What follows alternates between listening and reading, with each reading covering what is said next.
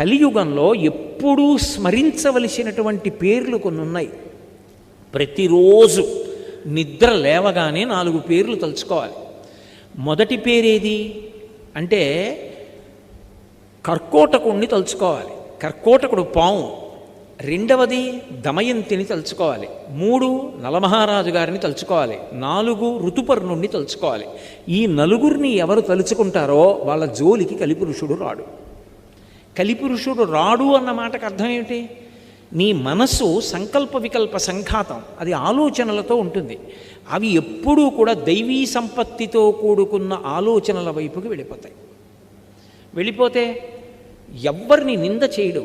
అందుకే మీకు నేను ఒక ఉదాహరణ చెప్తా చూడండి. నేను ఇందాక మీతో ఓ మాట అన్నాను, రాగము ద్వేషము అక్క చెల్లెళ్ళు, కోరిక ఎక్కడుంటుందో క్రోధం అక్కడ ఉంటుంది అని చెప్పాను. నాకు కోరిక ఉందనుకోండి, ఆ కోరిక తీరలేదనుకోండి, వెంటనే నేనేం చేస్తాను? నా కోరిక తీరకపోవడానికి వీడు కారకుడని ఎవడో ఒకడిని నేరస్తుణ్ణి చేసే ప్రయత్నం చేస్తాను. విమానం ఎక్కేశాను, చెన్నై వచ్చేసాను కాబట్టి సరిపోయింది. ఏ కారణం చేతనైనా నా విమానం తప్పిపోయింది అనుకోండి, నేను ఎక్కలేకపోయాను విమానం. అప్పుడు వెంటనే నేను ఇంకొక గంట ముందు బయలుదేరి ఉంటే, ఉత్తినే అక్కడ కూర్చుని కబుర్లు చెప్పకుండా వేళ పట్టున బయలుదేరి ఉంటే బాగుండుండేది అంటానా? అన్నం. ఆ కారు బాగుండనప్పుడు వాడు ఎందుకు ఎక్కించుకోవడం నన్ను? అంటే తీసుకొచ్చిన వాడిను నేను వెడతాను మొర్రో అంటే కూర్చోండి అని కూర్చోబెట్టేసింది, వదిలేస్తే పోయేది. ఊళ్ళో అందరినీ నేరస్తుల్ని చేసి వాళ్ళ మీద కోప్పడతాను తప్ప, అయ్యో నేనెందుకు బయలుదేరలేదు అని అంటానేంటి? ఒక్కనాటికి అనను. ఎక్కడ కామం ఉంటుందో అది తీరనప్పుడు క్రోధం ఉంటుంది. క్రోధం ఎక్కడుందో మళ్ళీ అంతే, ఎవరిని పట్టుకుందాం, ఎవరిని దానికి బాధ్యుణ్ణి చేసేద్దామని చూస్తుంటుంది. అప్పుడు ఆలోచించవలసింది ఏమిటంటే, కచ్చిత్ పురుషకారంచ దైవంచ ప్రతిపద్యతే అంటుంది సీతమ్మ. నేను ఒక పని చేశాను, ఈశ్వరానుగ్రహం తోడు కాలేదంటే ఏదో కారణం ఉంది, నా ఎందేదో దోషం ఉంది, నేను దిద్దుకోవలసింది ఉంది అని తన వైపు నుండి ఆలోచించాడు. ఎవరి మీద కోప్పడతాడు? ప్రశాంతంగా ఉంటాడు. అందుకే మనసు వెళ్ళవలసిన వైపుకి వెళ్ళిందనుకోండి, కలిపురుషుడి ప్రభావం నుంచి తప్పుకుంటాడు. అలా మనసు వెళ్ళాలి అంటే తప్పకుండా జ్ఞాపకం తెచ్చుకోవలసినటువంటి విషయాలు, రోజు స్మరించవలసినటువంటి పేర్లు ఈ 4 చెప్తూ నలుడి యొక్క కథని తప్పకుండా స్మరించండి అని చెప్పారు. నలమహారాజు గారి కథ మహాభారతంలోనే, ఆరణ్య పర్వంలోనే ఆ వచ్చినటువంటి బృహదస్యుడే ధర్మరాజు గారికి ప్రబోధం చేస్తాడు. నలమహారాజు గారి యొక్క కథ ఇప్పుడు నేను మీకంతా చెప్పడం ఎలా కుదురుతుంది? విహంగ వీక్షణంగా ఓసారి స్మరిస్తా, ఎందుకంటే కలిప్రభావం గురించి మాట్లాడుతున్నాను కాబట్టి. ఎందుకు చెప్పమన్నారు ఆ విషయాలు? ఎందుకు కలిప్రభావం చేయడు? ఆ కథకి కలికి ఏమిటి సంబంధం అన్న విషయం గురించి స్పృశించడానికి నేను కథ మీద విహంగ వీక్షణం చేస్తాను, పెద్ద వివరణ చేయకుండా. భీముడు అని ఒక మహారాజు విదర్భదేశాన్ని పరిపాలించాడు. ఆయనకి సంతానం లేదు. దమనుడనబడేటటువంటి మహర్షిని సేవించాడు. ఆ మహర్షి యొక్క అనుగ్రహం చేత ఆయనకి 3 కుమారులు 1 కుమార్తె కలిగారు. ఆ మహర్షి అనుగ్రహంతో పుట్టింది కాబట్టి ఆ పిల్లకి దమయంతి అని పేరు పెట్టాడు. గొప్ప అందగత్తె. ఆ పిల్ల పెద్దదవుతోంది. పక్కన నిషధరాజు నలమహారాజు గారు ఉన్నాడు. ఆయన రామచంద్రమూర్తిలా ఆజానబాహు, గొప్ప అందగాడు, గొప్ప శౌర్యం ఉన్నవాడు, చక్రవర్తి. ఆయనని వివాహం చేసుకోవాలనేటటువంటి కోరిక దమయంతి యందు అనురక్తమైంది. ఎందుచేత? అక్కడికి వెళ్ళొచ్చిన వాళ్ళు ఇక్కడ చెప్తుంటే, ఇక్కడికి వచ్చినటువంటి వాళ్ళు అక్కడికి వెళ్ళి చెప్తుంటే నలమహారాజు గారికి కూడా దమయంతిని వివాహం చేసుకుందాం అనిపించింది. దానికి తోడు ఒక రోజున ఆయన ఒక హంసని పట్టుకున్నాడు. అదంది, నన్ను విడిచిపెట్టేసేయి, నీ గుణములు దమయంతితో చెప్పి నీ యందు అనురాగము కలిగేటట్టు చేస్తానంది. హంసని విడిచిపెట్టాడు. అది దమయంతి దగ్గరికి వెళ్ళి దమయంతికి నలమహారాజు గారి పట్ల అనురక్తి కలిగేటట్టుగా మాట్లాడింది ఆయన గుణాలు చెప్పి. దమయంతి అంది, అయితే నా గురించి కూడా నలమహారాజు గారికి చెప్పి ఆయనకి అనురక్తి కలిగేటట్టు చేయమంది. మళ్ళీ ఆ హంస వచ్చి దమయంతికి కూడా చెప్పింది. కొంతకాలం అయింది. ఇక్కడ ఈయన దమయంతిని వివాహం చేసుకోవాలనుకున్నాడు, దమయంతి నలమహారాజు గారిని చేసుకోవాలనుకుంది. తండ్రి స్వయంవరం ప్రకటిస్తానమ్మా, నీ కోరుకున్న వాణ్ణే నువ్వు వివాహం చేసుకోమన్నాడు. నలమహారాజు గారు బయలుదేరాడు. ఈలోగా దిక్పాలకులు కూడా 4 బయలుదేరారు. ఎవరు? ఒకరు దేవేంద్రుడు, ఒకరు అగ్నిహోత్రుడు, ఒకరు యమధర్మరాజు గారు, ఒకరు వరుణుడు. 4 కూడా బయలుదేరి దివ్యమైన రథాల్లో వెళ్ళిపోతున్నారు. కింద నలుడు కనబడ్డాడు. వాళ్ళు ఆకాశంలో రథం ఆపి కిందకొచ్చాడు ఇంద్రుడు. నలమహారాజా, దమయంతిని వివాహం చేసుకోవాలని మా 4 అనుకుంటున్నాం. ఎవరిని చేసుకున్నా పర్వాలేదు, నువ్వు వెళ్ళి రాయబారం చెప్పాలి.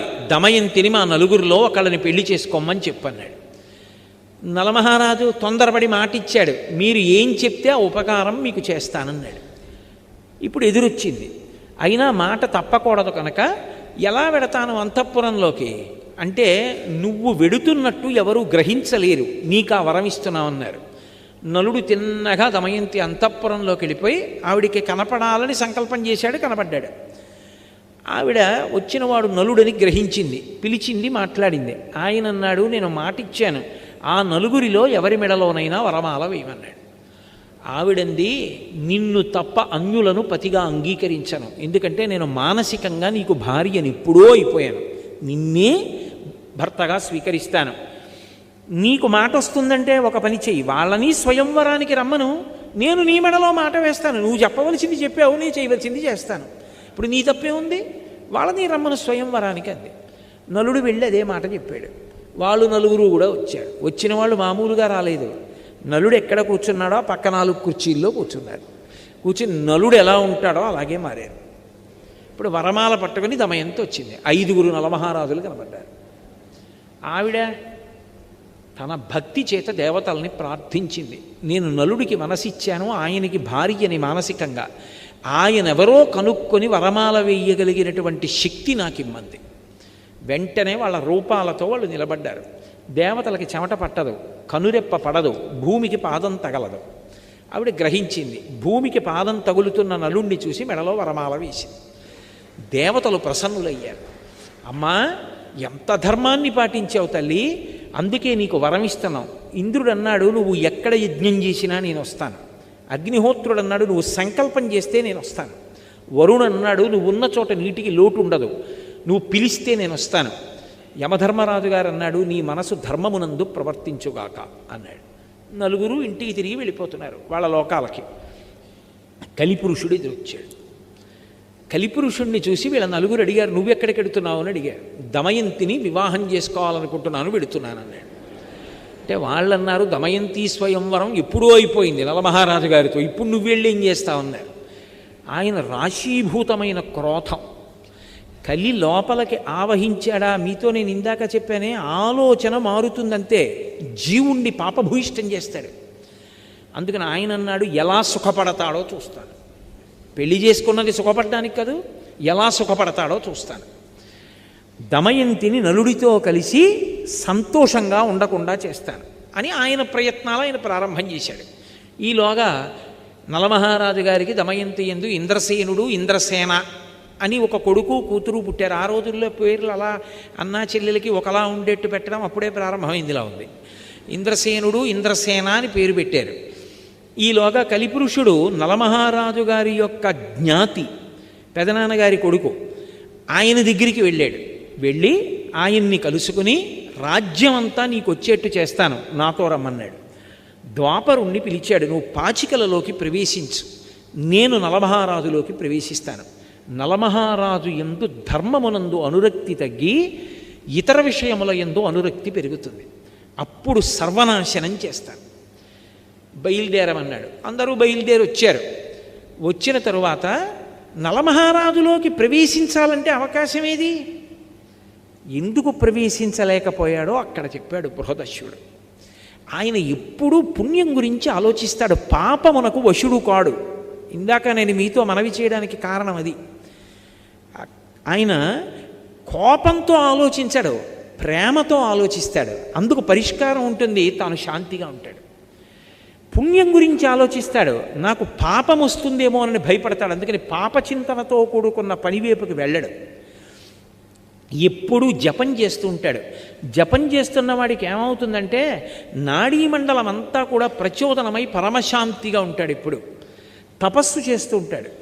అగ్నిని ఆరాధిస్తాడు, మంచి విషయాలు వింటూ ఉంటాడు. అందుకని కలిపురుషుడు నలుడిలోకి వెళ్ళలేకపోయాడు. ఎక్కడో అక్కడ దొరకపోతాడా? ఇది పగంటే, ఇది కలిపురుషుడంటే. ఎదురు చూస్తున్నాడు. 2 బిడ్డలు కూడా పుట్టేశారు, అయినా ఎదురు చూస్తూనే ఉన్నాడు. సుఖపడకుండా చేసేయాలి. ఇప్పుడు ఒక రోజున మూత్ర విసర్జన చేసి నలమహారాజు గారు కాళ్ళు కడుక్కోలేదు. ఏదో అత్యవసరమైన పని ఉండి కాళ్ళు కడుక్కోకుండా బయటకు వచ్చాడు. మూత్ర విసర్జన చేసి కాళ్ళు కడుక్కోకపోతే వెంటనే అశౌచం వచ్చేస్తుంది. శమంతకోపాఖ్యానంలో అది చేస్తేనే కదా మరణించాడు ప్రసేనుడు. అందుకని కాళ్ళు కడుక్కోకుండా బయటకు వచ్చాడు. అపవిత్రంగా ఉన్నాడు కాబట్టి కలిపురుషుడు ప్రవేశించాడు. ప్రవేశించగానే ద్వాపరుడు వచ్చి జూదానికి పిలిచాడు. కలిపురుషుడి స్నేహితుడు. జూదమునందు అనురక్తి కలిగి జూదం ఆడదా అంటే వద్దనకూడదు, రాజధర్మం అని వెళ్ళి కూర్చున్నాడు నలమహారాజు. ఎక్కడో అక్కడ ఆపగలిగేవాడు, కానీ కలిపురుషుడు లోపల ప్రవేశించేశాడు. ఎంత తీవ్రంగా ఆడాడంటే దమయంతి ఆ ఊళ్ళో ఉన్నటువంటి ప్రముఖుల్ని తీసుకుని ఎదురుగుండా వచ్చి బిడ్డల్ని పట్టుకుని నించుంది. ఉండడానికి ఇల్లు, తినడానికి తిండి కూడా లేకుండా పోతావు మహారాజా, వద్దు ఆపేయమని. ఆపకుండా ఆడుతూనే ఉన్నాడు, పందెం మీద పందెం వడ్డీ. లోపల కలిపురుషుడు ఉన్నాడు, ఇక దేనికి వినడం. ఆ మూర్ఖత్వం వచ్చేస్తుంది ఆ కలిపురుషుడు పట్టేసుకుంటే. ఆ మూర్ఖత్వంతో ఆడుతున్నాడు. దమయంతి గమనించింది.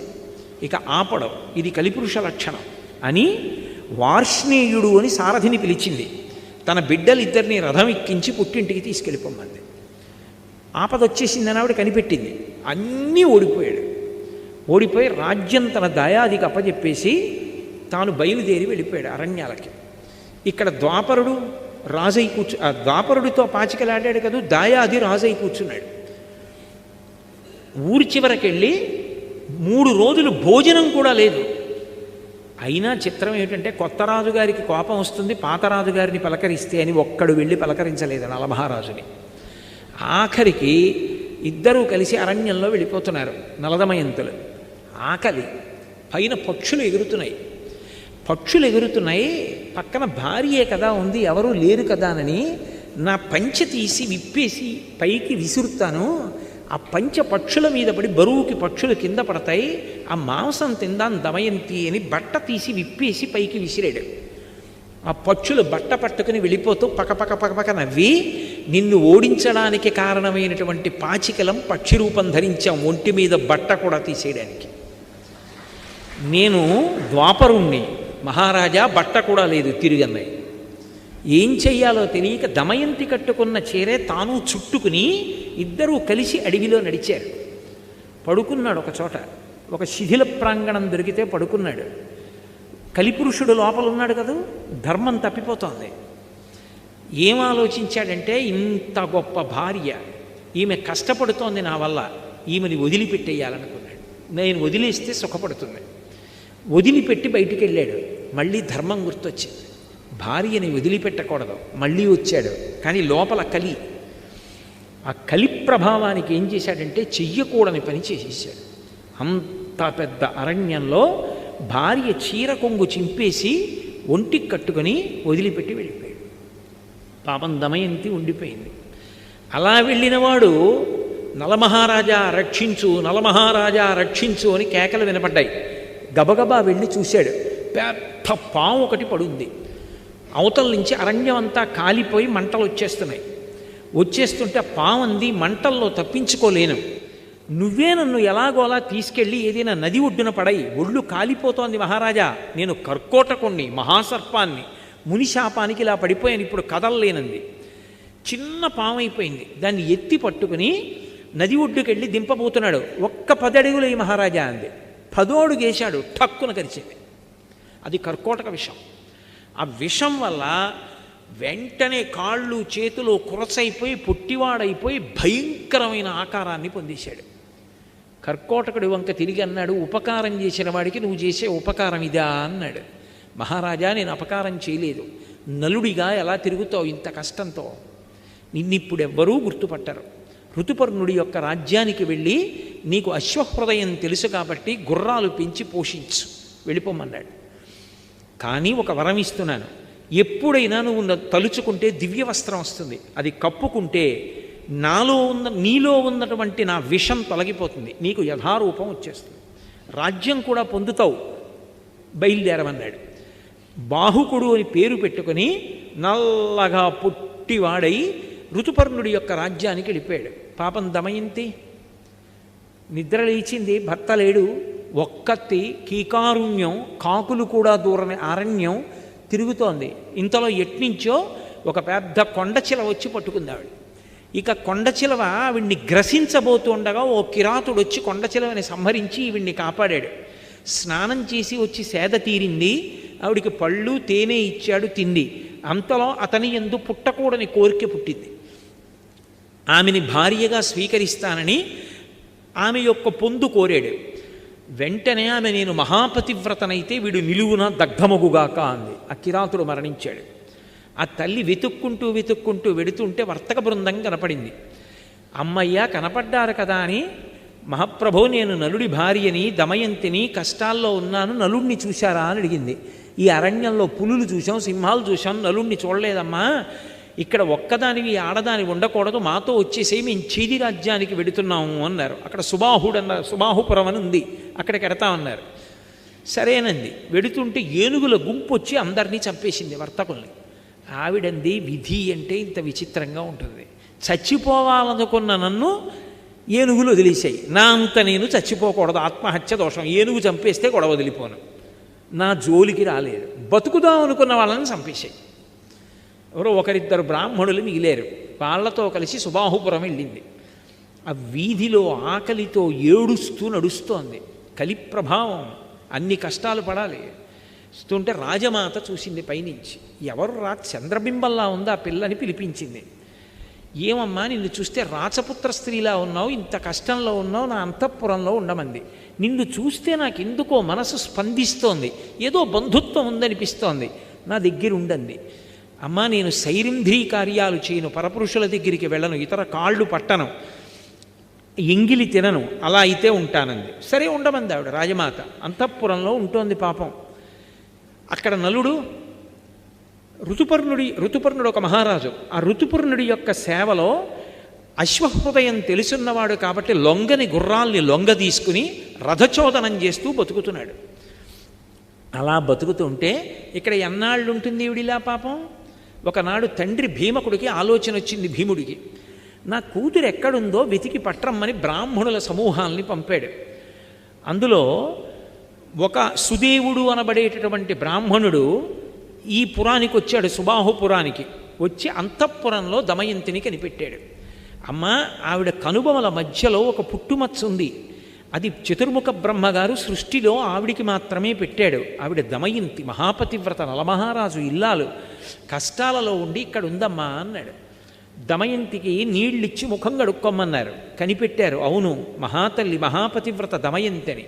అప్పుడు ఆ రాజమాత చెప్పింది, అయ్యో తల్లి నిన్ను చూస్తే నా హృదయం ఎందుకు స్పందించిందో అర్థమవుతోంది. నీ తల్లి నేను అక్క చెల్లెళ్ళాం కాబట్టి నువ్వు నాకు కూతురు అవుతావు అంది. పుట్టింటికి ఎడతానంది, బయలుదేరింది, పుట్టింటికి వెళ్ళిపోయింది. ఇక్కడ నలుడు సృష్టిలో ఎవరూ గుర్తుపట్టలేరు, అంత మరుగుజ్జు వాడిపోయి కాళ్ళు చేతులు వంకర్లు తిరిగిపోయి ఉన్నాడు. చిత్రనళీయంలో అంటాడు కవి, భయద కోదండ ఖడ్గముల్ పట్టు వీరుడు గరిటయూ క్రొవియూ పట్టెనీడు విపుల కేసరి నక్కట పిల్లి చేసే అధమ విధమున ఇట్టిదే విధికృతంబు అంటాడు. కోదండాలు ఖడ్గాలు పట్టుకుని యుద్ధం చెయ్యవలసినటువంటి వాడు వంటశాలలో కూర్చుని వంటలు చేస్తున్నాడు నలుడు. ఆయనకి గుర్రాలని పెంచడం తెలుసు, వంటలు చేయడం తెలుసు, అందుకే నలభీమ పాకం అంటూ ఉంటారు. వంట చేసి పెడుతున్నాడు మహారాజుకి. సరే కాలం గడిచిపోయింది. ఆ వార్ష్ణేయుడు అంటే ఆ పిల్లలిద్దరినీ పుట్టింట్లో దింపేసినటువంటి సారథి నలుడితోటే ఉన్నాడు, కానీ ఆయనకి తెలియదు బాహుకుడే నలుడని.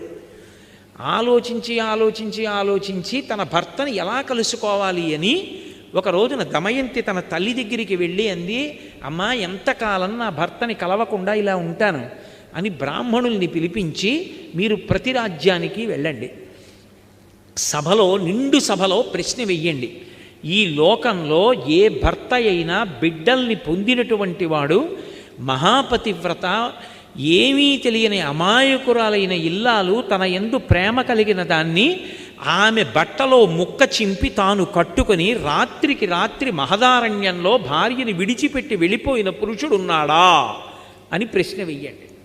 ఒకవేళ నలుడు సభలో ఉంటే లేచి జవాబు చెప్తాడు. ఎవ్వరూ చెప్పకపోతే ఆ రాజ్యంలో నలుడు లేడు. బ్రాహ్మణుల్ని పంపింది. అన్ని రాజ్యాలకి వెళ్ళి అడుగుతున్నారు. ఋతుపర్ణుడి రాజ్యానికి కూడా వెళ్ళి ఒక బ్రాహ్మణుడి ప్రశ్న వేశాడు. ఏమీ మాట్లాడలేదు ఎవరు. కానీ ఆయన రాత్రి విశ్రాంతి తీసుకుంటూ ఉండగా బాహుకుడు అన్న పేరుతో ఉన్న నలుడు ఆయన దగ్గరికి వచ్చాడు. వచ్చి అన్నాడు, మహాపతివ్రత అయినటువంటి స్త్రీ భర్త ఏ కారణం చేత పొరపాటు చేశాడో తెలుసుకోకుండా నింద చేస్తుందా? అలా చెయ్యొచ్చా? అలా చేస్తే ఇహమునందు భర్తతో సుఖములుంటాయా? పరలోకముల యందు సుఖములుంటాయా? ఇలా చెయ్యవచ్చా అని వెళ్ళిపోయాడు. బ్రాహ్మణుడు లేచి విన్నాడు. విని వెనక్కి వచ్చి ఇదే చెప్పాడు. అమ్మ, నలుడు కనపడలేదు, బాహుకుడని ఒక ఆయన ఉన్నాడు. నల్లగా పొట్టిగా చేతులు కాళ్ళు ఇలా కుంజించుకుపోయి గూనిలా ఉంటాడు. అతను ఈ మాట అడిగాడు. నలుడే. దమయంతి నమ్మింది. ఏదో కారణం ఉంది అలా ఉన్నాడు. ఎలా? బాహుకుడిని ఇక్కడికి పిలిపించడం. ఆవిడంది, అశ్వవిద్య తెలిసున్నవాడు నలుడు ఒక్కడే. ఒక్క రాత్రి ప్రయాణంలో తెల్లవారేటప్పటికీ ఈ పురానికి రథం రావాలంటే తోలగలిగిన వాడు నలుడు ఒక్కడే. అందుకే దమయంతీదేవికి ద్వితీయ స్వయంవరం జరుగుతోందని ఋతుపర్ణుడు ఒక్కడికి కబురు చేయండి. ఋతుపర్ణుడు బయలుదేరి వస్తాడు. రథం రాదు తెల్లవారేటప్పటికి ఊరు, నలుడు నడపాలి. నలుడు అక్కడుంటే పిలుస్తాడు. అశ్వహృదయం తెలుసు కాబట్టి రాజు రథం నడపమంటాడు. అప్పుడు వచ్చిన రథం వచ్చేస్తే నలుడే నడిపాడు రథం, మనం కనిపెట్టచ్చని. ఒక్క ఋతుపర్ణుడి రాజ్యానికి వెళ్ళి చెప్పారు. అందరికీ చెప్పారనుకున్నాడు ఋతుపర్ణుడు. దమయంతీదేవి ఏమిటి అంత పతివ్రత, ఇద్దరు బిడ్డలున్నది, ద్వితీయ స్వయంవరం ఏమిటి, మళ్ళీ పెళ్లి చేసుకోవడం ఏమిటి? తెల్లబోయాడు. తెల్లబోయి తమాషా చూడాలని ఋతుపర్ణుడు నలుడిని పిలిచాడు. తెల్లవారేటప్పటికి మనం చేరం విదర్భ, కానీ నువ్వు అశ్వహృదయం తెలుసున్నవాడివి, నువ్వు నడపగలవు రథాన్ని, మనం బయలుదేరదాం, తెల్లవారేటప్పటికి దమయంతి స్వయంవరానికి వెళ్ళాలి, రథం నడుపన్నాడు. ఇదేమి తమాషా, నా భార్య ద్వితీయ స్వయంవరానికి ఒప్పుకోవడం ఏమిటి, మహాపతివ్రత చూడాలని నలుడు అనుకున్నాడు. పదండి మహారాజా అన్నాడు. పొట్టి గుర్రాలు కట్టాడు. ఈ గుర్రాలు ఎక్కడెడతాయన్నాడు. చూడండి నా విద్య అన్నాడు. రథం నడుపుతున్నాడు. అబ్బో, ఎంత వర్ణించారో మహాభారతంలో. వెళ్ళిపోతుంటే ఆ ఋతుపర్ణుడు పైన వేసుకున్న ఉత్తరీయం కింద పడింది. కింద పడితే ఋతుపర్ణుడు అన్నాడు, బాహుకుడా రథాన్ని ఆపు, పక్కన ఉన్న వార్ష్ణీయుడు వెనక్కి వెళ్ళి నా ఉత్తరీయం పట్టుకొస్తాడు, కింద పడిందన్నాడు. నలుడు అన్నాడు, మహారాజా రథం ఎంత దూరం నడిచిందో తెలుసా? మళ్ళీ వెళ్ళి తిరిగి రావాలంటే 10 రోజులు పడుతుంది, అంత దూరం వెళ్ళిపోయింది. నడిచి వెళ్ళొస్తే అంత వేగంగా నడుపుతాడు నలుడు రథాన్ని. అలా నడుపుతాడు గుర్రాలని అలసట పొందకుండా. కొంత దూరం వెళ్ళిపోయిన తర్వాత తెల్లబోయాడు ఋతుపర్ణుడు. అబ్బా, ఏమి శక్తిరా ఈ బాహుకుడిదని. బాహుకా నువ్వు గొప్పవాడు అనుకుంటున్నావు కదా, నాకు ఒక విద్యొచ్చు, ఏమిటో తెలుసా అన్నాడు. ఏమిటి మహారాజా? అక్షహృదయం తెలుసు నాకు. ఇదిగో పెద్ద రావి చెట్టు, ఇక్కడ ఒక చెట్టు కనపడుతోంది కదా, ఈ చెట్టుకి ఎన్ని కొమ్మలున్నాయో, ఎన్ని రెమ్మలున్నాయో, ఎన్ని ఆకులున్నాయో చెప్పనా అన్నాడు. చెప్పండి అన్నాడు. ఖచ్చితంగా ఇన్ని ఆకులున్నాయి, ఇన్ని కొమ్మలున్నాయి, ఇన్ని రెమ్మలున్నాయి అన్నాడు. నలుడికి అనుమానం వచ్చింది. రథం దిగి, మహారాజా అలాగే కూర్చోండన చెట్టు పడగొట్టాడు. పడగొట్టి కొమ్మలు రెమ్మలు ఆకులు అన్నీ కోసి దొంతర్లు పెట్టి లెక్కెట్టారు. ఈలోగా స్వయంవరం ఇక్కడ ఆలస్యం అయిపోతోంది. నడపగలడు నలుడు, అది ఆయన శక్తి. అన్నీ లెక్క పెట్టాడు. లెక్క పెడితే ఖచ్చితంగా రాజు చెప్పినన్నే ఉన్నాయి. మహారాజా ఎలా చెప్పగలిగారని అడిగాడు. ఇదే కాదు, నేను ఏవైనా ఇలా చెప్పగలను, నాకు అక్షహృదయ విద్య తెలుసు. నీకొక సంగతి తెలుసా? ఆ విద్య ఉపదేశం పొందిన వాడికి విజయమే తప్ప అపజయం ఉండదు. అంత గొప్ప విద్య. నువ్వు నన్ను మురిపించావు, తెల్లవారేటప్పటికీ రథాన్ని నడుపుతున్నావు, కాబట్టి నీకు అక్ష హృదయాన్ని ఉపదేశం చేస్తానని చెప్పి ఆ విద్యని ఉపదేశం చేశాడు. ఆ విద్య ఉపదేశం పొందితే లోపల విషం కానీ కలిపురుషుడు కానీ ఉండలేడిగా. ఆయన ఎప్పుడైతే ఆ విద్య ఉపదేశం పొందాడో నలుడు, కలిపురుషుడు బయటపడిపోయాడు. మహారాజా నిన్ను కష్టాలు పట్టినవాడిని నేనే. ఒకప్పుడు స్వయంవరానికి వస్తుంటే స్వయంవరం అయిపోయిందని నీలో ప్రవేశించి పాచికలాడించి బాధపెట్టాను, నన్ను మన్నించన్నాడు. నలుడు కత్తి తీసి నిన్ను చంపేస్తానన్నాడు. అంటే నన్నెందుకు చంపుతావు? కర్కోటకుడు నిన్ను కరిచినప్పటి నుంచి చస్తూనే ఉన్నాను, లోపల విషం వేడికి కాలిపోతున్నాను, ఇన్నాళ్ళకి బయటపడి బతికాను, నన్ను వదిలిపెట్టేసాయి, ఇక నేను నీ జోలికి రాను, ప్రమాణం చేస్తున్నానన్నాడు. మరి ఎక్కడుంటావన్నాడు. ఇదిగో విభాతక వృక్షం అంటే తాండ్ర చెట్టు, దాన్ని ఆవహించి ఉంటానన్నాడు. అందుకే ఇప్పటికే ఎవరో తాండ్ర కర్ర కానీ తాండ్ర చెట్టు కిందకి వెళ్ళడం కానీ తాండ్ర చెట్టు ఎక్కడం కానీ చేయరు. కలిపురుషుడు ఆవహించి ఉంటాడు దాన్ని. నేను ఈ తాండ్ర చెట్టును ఆవహించాడు. మహారాజు వెళ్ళిపోయాడు స్వయంవరానికి. ఎవరు లేరు, ఈయనొక్కడు తప్ప. తెల్లబోయాడు, ఇదేమిటి స్వయంవరం అన్నారు, నన్ను ఒక్కడనే పిలిపించారని. బాహుకుడు కూర్చున్నాడు. కేశిని అని దమయంతి యొక్క చెలికెత్తే పిల్లలిద్దరినీ తీసుకెళ్ళింది. ఎంత మారు వేషంలో ఉంటే మాత్రం పిల్లల్ని చూస్తే తండ్రి హృదయం ఆగుతుందా? ఎత్తుకుని ఇద్దరినీ రెండు తొడల మీద కూర్చోబెట్టుకుని ముద్దులాడి మురిపాలతో పొంగిపోయాడు. కేశిని గమనిస్తోంది. గభాలను దింపేసి, మహారాజు బిడ్డలు, నేను ముద్దులాడకూడదు, మాట్లాడకూడదు, కానీ నా బిడ్డలు గుర్తొచ్చారు, ఏమనుకోక ఇంకెప్పుడు ఇటు రాకు అని చెప్పి పంపించేశాడు. ఆవిడ వెళ్ళి దమయంతీదేవికి చెప్పింది. ఆవిడ గుర్తుపట్టింది, నలుడే బాహుకుడి రూపంలో ఉన్నాడని. పిలిపించింది. ఎదురుగుండా నిలబడి మళ్ళీ ఇదే ప్రశ్న వేసింది. అరణ్యంలో ఒక్కతే నిద్రపోతున్నప్పుడు చీర కొంగు చింపి భర్త కట్టుకుని భార్యని విడిచిపెట్టి ఒక్కదాన్ని అరణ్యంలో వదిలేసి వెళ్ళిపోయినవాడు ధర్మాత్ముడా చెప్పు బాహుక అంది. ఆయన అన్నాడు, అది ధర్మం కాదు, కానీ నా యందు కలిపురుషుడు ప్రవేశించాడు దమయంతి, అందుకని నేను ధర్మం తప్పి పొరపాటు చేశాను. నీ ఎందు ఏ కలిపురుషుడు ప్రవేశించాడు, నువ్వెందుకు ద్వితీయ స్వయంవరానికి ఒప్పుకున్నావు, తప్పు కాదా అని అడిగాడు. త్రికరణ శుద్ధిగా నాకు ద్వితీయ స్వయంవరం మీద అనురక్తి లేకపోతే నీకోసమే నేను ద్వితీయ స్వయంవరం ప్రకటించుంటే దేవతలు పలికెదరుగాక అంది. వాయుదేవుడు వచ్చి నిజం చెప్పాడు, ఆమె నీకోసమే ద్వితీయ స్వయంవరం ప్రకటించిందని. వెంటనే కర్కోటకుడిని తలుచుకున్నాడు. దివ్యవస్త్రం వచ్చింది, కప్పుకున్నాడు. నలుడైపోయాడు. నలుడైపోగానే దమయంతిని స్వీకరించాడు. చాలా సంతోషించాడు. మళ్ళీ తన రాజ్యానికి వెళ్ళాడు. దయాదిని పిలిచాడు. ఈసారి గెలిస్తే దమయంతి నీది, ఈసారి గెలిస్తే రాజ్యం నాది అన్నాడు. ఎందుకని ఈసారి కలిపురుషుడు తనలో లేడిక, తనది గెలుపు, ధర్మం తనది కనుక. ఎక్కడ ధర్మం ఉందో అక్కడ గెలుపు. పాచికలు వేశాడు. వెయ్యగానే నలుడు గెలిచాడు. దాయాది వెళ్ళిపోయాడు. రాజ్యంతో తొలతూగాడు. అప్పుడు కలిపురుషుడు వరమిచ్చాడు. మహారాజా, నలమహారాజా, నీ యొక్క కథని ఎప్పుడైనా ఎక్కడైనా విహంగ వీక్షణంగా పద్యాలు శ్లోకాలు లేకుండా చిన్న కథగా ఒకసారి చెప్పుకున్నా సరే ఇక కలిపురుషుడు ప్రవేశించాడు. అసలు ముందు ఈ సభని కాపాడాలి కదా, కలిపురుషుడు ప్రవేశించకుండా నేను అసలు ఆయన ప్రవేశించకుండా ఉంటే కదూ రేపటి సభ, ఎల్లుండి సభ. అందుకని నేను ఇవాళ ఈ కథ చెప్పవలసి వచ్చింది. అందుకని నలోపాఖ్యానాన్ని వినాలి, లేదా విహంగ వీక్షణంగా స్మరించాలి. ఇది కూడా చెయ్యలేకపోతే నేను ఒక వరం ఇస్తున్నాను లోకానికి. ఎప్పుడైనా సరే ఉర్విని ఇది ప్రసిద్ధంబో కర్కోటకుని దమయంతిని పుణ్యమూర్తియగు నలుని రుజుచరిత్రుండగు ఋతుపర్ణుని కీర్తించిన కలిభయములు క్రాగునంత తప్పదు అధిపా అన్నాడు. ఓ మహారాజా, నేను వరమిస్తున్నాను. నలుడు, దమయంతి, కర్కోటకుడు, ఋతుపర్ణుడు, ఈ 4 పేర్లు ఒక్కసారి రోజు ఉచ్చరిస్తే పైకి కలిపురుషుడు ప్రవేశించాడు. కలిపురుషుడు ప్రవేశించకపోతే ఆలోచనలు దైవీపరంగా వెళ్ళిపోతాయి. దైవీపరంగా వెళ్ళిపోతే పాపచింతనలు ఉండవు.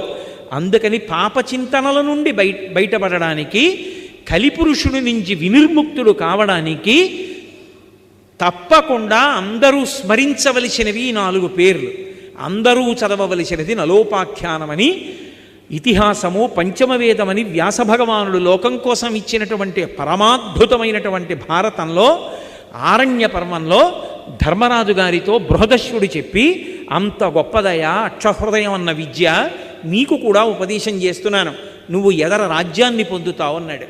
కాబట్టి ఇవాళ మనందరం